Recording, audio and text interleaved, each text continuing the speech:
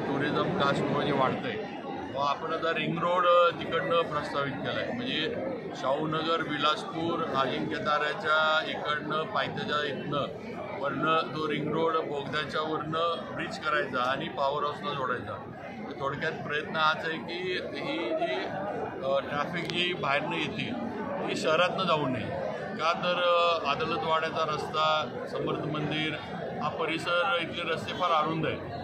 इथनं एवढं ट्रॅफिक आले की 3-3, 4-4 तास सगळेजण आपण पण अडकतो, टुरिस्ट पण अडकतात, असं विचित्र अवस्था होती. त्यामुळं हा रिंग रोड आपण काढतोय आणि तो रिंग रोड आपण पलीकडनं मारदरेच्या इकडनं तसंच आपण जुना मेढ्याला जोडणार आहे. असे मोठे ती आपण आता हे काम जे आहे ते आपण हॅममध्ये PWDकडे प्रस्तावित केलं आहे आणि त्याची मान्यतेचं शेवटी माझ्याकडे जनरेशन विभाग माझ्याकडे आहे. असे बरेच मोठे प्रकल्प आपण म्हणजे ज्याला आपण पाईपलाईनमध्ये म्हणू असे सातारचे आपण आहेत आणि मुख्यमंत्र्यांकडनं या सर्व प्रकल्पांना साथ 100% मिळेल याची मला खात्री आहे. आणि माझी सातारकरांना पण विनंती आहे की सगळ्यांनी हे विधानसभेला भारतीय जनता पार्टीवर विश्वास ठेवला, लोकसभेला ठेवला, तसाच या निवडणुकीतसुद्धा भारतीय जनता पार्टीवर विश्वास ठेवून एक आपल्या सातारच्या भविष्यासाठी सगळ्यांनी भारतीय जनता पार्टीच्या पूर्ण विचाराची नगरपालिका निवडून द्यावी ही माझी सातारकर मतदार बंधू भगिनींना विनंती.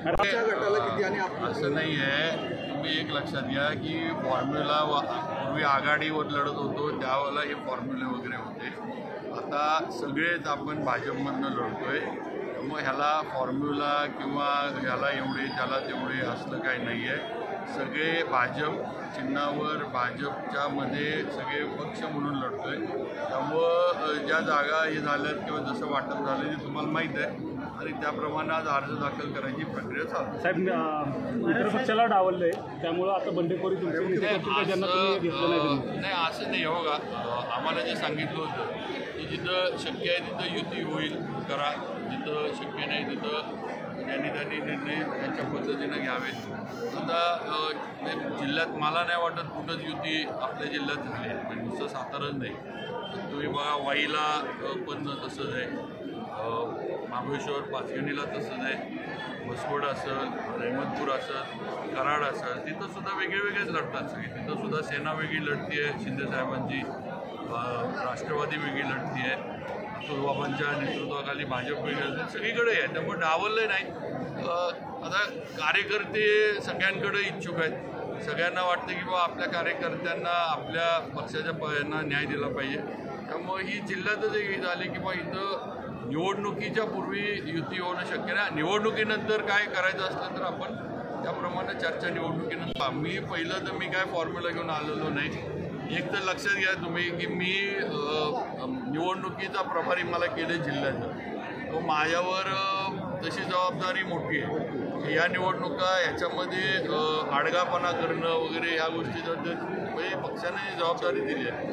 आता थोडं काही म्हणजे मला कानावर येतं ना, काही लोकांना वाटतं की बाबा बाबांनी म्हणजे तिथं हे होतं त्यांनी असं जास्त जागा दिल्या, अजून घ्यायला पाहिजे होत्या वगैरे वगैरे. आता ज्याचे विचार आहे. असं काही फॉर्म्युला नव्हता, ना बाबाराजी फॉर्म्युला होता, ना वेगळा आणि काय फॉर्म्युला होता. सर्वजण आम्ही एकत्र बसून चांगले उमेदवार, लोकांना जे उद्या त्यांच्या प्रभागाला न्याय देऊ शकतील असे उमेदवार, वेळ देऊ शकतील असे उमेदवार आणि सर्वसमावेशक नगराध्यक्षपदाचा चेहरा हा आपण हे केलेला आहे. त्याच्यामध्ये कुणाचे फॉर्म्युला नाही, यात एकच फॉर्म्युला आहे, तो म्हणजे भाजपचा फॉर्म्युला. बाबा, पण नगराध्यक्ष पदासाठीचा तिढा कायम होता. आज 17 तारीख जे शेवटचा फॉर्म भरण्याचा दिवस आहे. वरिष्ठांपर्यंत हा म्हणजे जे काही उमेदवाराचा निर्णय आहे तो भाजपच्या वरिष्ठांपर्यंत न्यावा लागला आणि मग तो निर्णय झाला आहे. उदयनराजेंची याला तर सहमती असणार आहे का? सगळ्यांची नावं जी इच्छुक हे होती म्हणजे जी भाजपकडे इच्छुक सगळे हे होते अध्यक्षपदाला, सगळ्यांची नावं आपण कळवली होती. कुठलाचंही नाव आपण त्यातनं काढलं नव्हतं.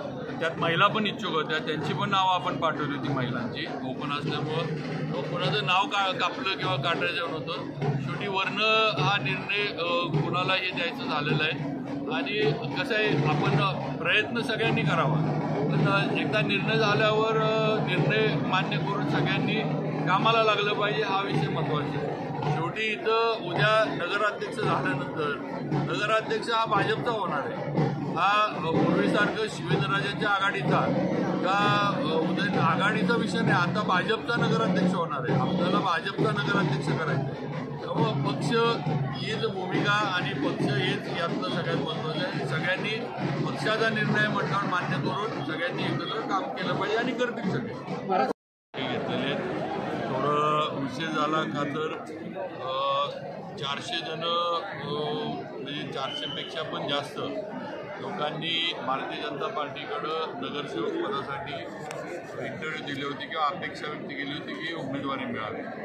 जागा 50च आहेत सगळ्यांना आणि इच्छुक भाजपकडे 400 होते. म्हणजे फार मोठ्या प्रमाणावर इच्छुकांची संख्या होती. आता ह्याच्यातनं कोण कमी कोण ताकदीचा असा विषय नाही. सगळेच ताकदीचे होते.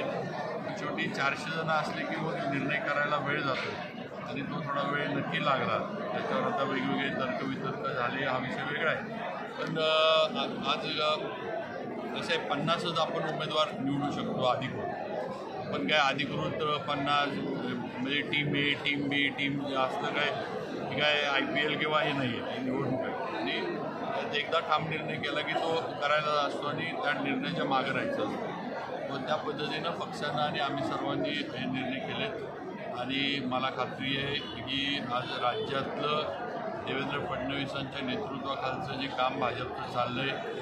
आज शहरामध्ये जी कामं देवेंद्रजींनी आम्हाला दिली, काँक्रीटचे रस्ते असतील इतर कामं असतील अशी सर्व मोठमोठी कामं चालली. कास हे असेल धरणाचा विषय असेल तुमचं शाहूनगर हद्दवाडीच्या भागातली कामं असतील असे बरेच नवीन आता आपण प्रकल्प घेतो आहे. आज आपण म्हणजे एक क्रिकेटचं वेगळं स्टेडियम सातारमध्ये करण्याचं आपण नियोजन केलेलं आहे.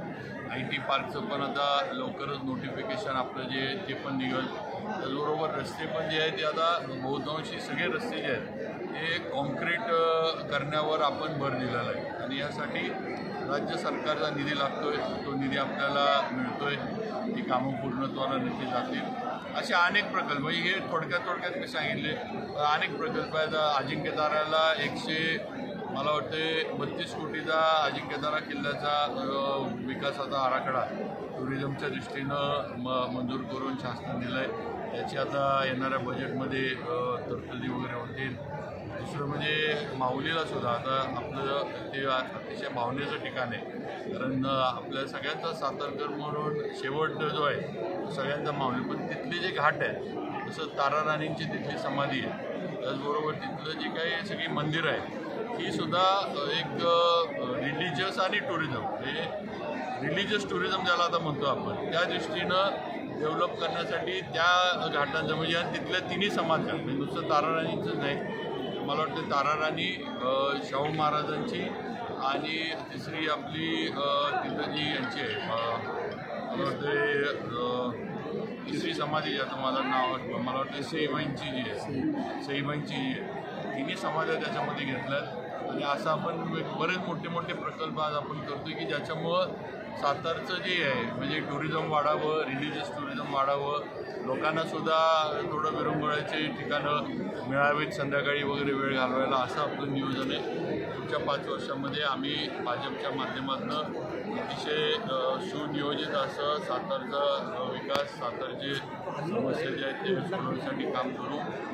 राजवाडा परिसर डेव्हलपमेंटचा आपण प्रकल्प हाती घेतला आहे. त्याचबरोबर राजवाडा परिसरामध्ये पार्किंगची जी कोंडी होती त्याच्यासाठी सुद्धा जुन्या दवाखान्यामध्ये आपण इमारत उभी करतो आहे. त्या ठिकाणी आपण मल्टी स्टोरेज पार्किंग करतो आहे. त्यामुळं तो सुद्धा एक फार महत्त्वाकांक्षी प्रकल्प होणार आहे. दुसरं म्हणजे आपलं शाहू कला मंदिर जे आहे ते सुद्धा पूर्ण उतरवून नवीन अद्ययावत काय म्हणतात नाट्यगृह परत आपण बांधायचा प्रस्ताव शासनाकडं तयार केला आहे. तो आपण आचारसंहिता संपली की पाठवतो आहे. असे अनेक प्रकल्प मोठमोठे आपण तयार केले किंवा जे उद्याच्या याच्यामध्ये बदलता जो सातारा आहे त्याला पूरक करणार आहेत. जिल्हा परिषद पंचायत समितीचे विषय थोडे वेगळे होतात. जिल्हा परिषद वर्षेस पण आपण भाजपच्या याच्यावरच लढवणार हे तर स्पष्ट आहे, त्यात काही दुमत नाही. पण जिल्हा परिषदला प्रत्येक जे विधानसभा मतदारसंघ वाईज निर्णय उमेदवारी वगैरे करतात ते करतील.